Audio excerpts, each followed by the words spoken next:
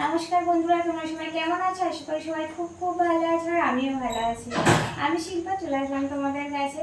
আজকে সকাল থেকে সেরকম ব্লগ ভিডিও দিতেই পারলাম না, আর অনেক অনেক কাজ ছিল, সেই কারণে রান্নাঘরে সব পরিষ্কার করছিলাম। আর এই দেখো, তো ব্লগ ভিডিওটা এডিট করতেই পারি না, অনেকটা বানানো আছে, তো এডিট করার একদম সময় পাই না। আর আজকে বৃষ্টি হচ্ছে, সেই কারণে ভাবলাম আজকে একটু বিরিয়ানি করা যাক। এমনিতে তো গরমের জন্য একদম চিকেন খাওয়া যায় না, সেই কারণে আজকে বিরিয়ানি বানিয়েছি।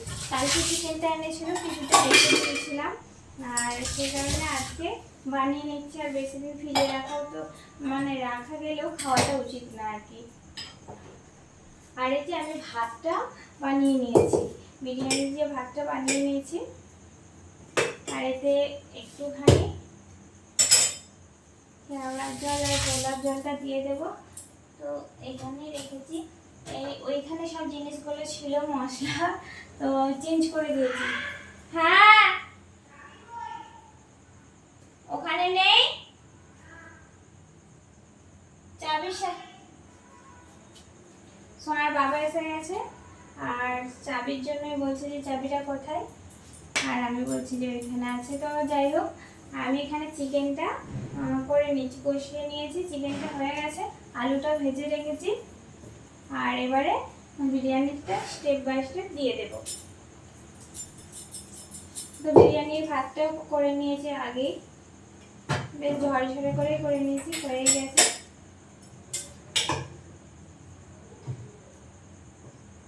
তো এখানে দিয়ে দিচ্ছি ভাতগুলো, তারপরে চিকেনটা দিয়ে দেবো, আলুটা দিয়ে দেবো, এখানে সব কিছুই আছে একসাথে। আর এই যে চিকেনটা একদম কষিয়ে, একটু বেশি কষানো হয়ে গেছে মনে হয়। আর এই দেখো তোমরা, এই দেখো,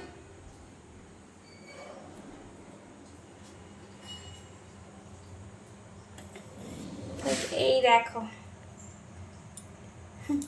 চিকেনটা একটু বেশি কষানো হয়ে গেছে, তো বেশ ভালোই লাগবে, কষিয়ে নিয়েছি। আর পরপর দিয়ে দিই, খেতে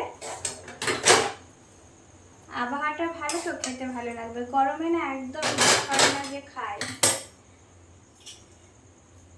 খেতে পারাও যায় না, আর কিছু ভালো লাগে না। তরকারি ভালো করে বানালেও মনে হয় ভালো হয় না, কেমন একটা লাগে গরমের জন্য।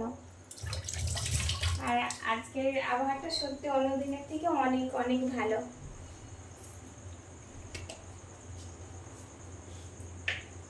তো আমি খুব সিম্পলভাবেই বানাচ্ছি, বাড়িতে যেহেতু খাওয়া হবে সবাই মিলে। আর এই যে আলুটা ভেজে নিয়েছি সেদ্ধ করে, ডিম আর এখানে কেশরে ভিজিয়ে দিয়েছি দুধের সাথে, খুব লাইটভাবেই বানাচ্ছি। তো চলো আমরা বিরিয়ানিটা বানিয়ে নিই। সবাই ভালো থাকবে, সুস্থ থাকবে, আর নিজেদের খেয়াল রাখবে।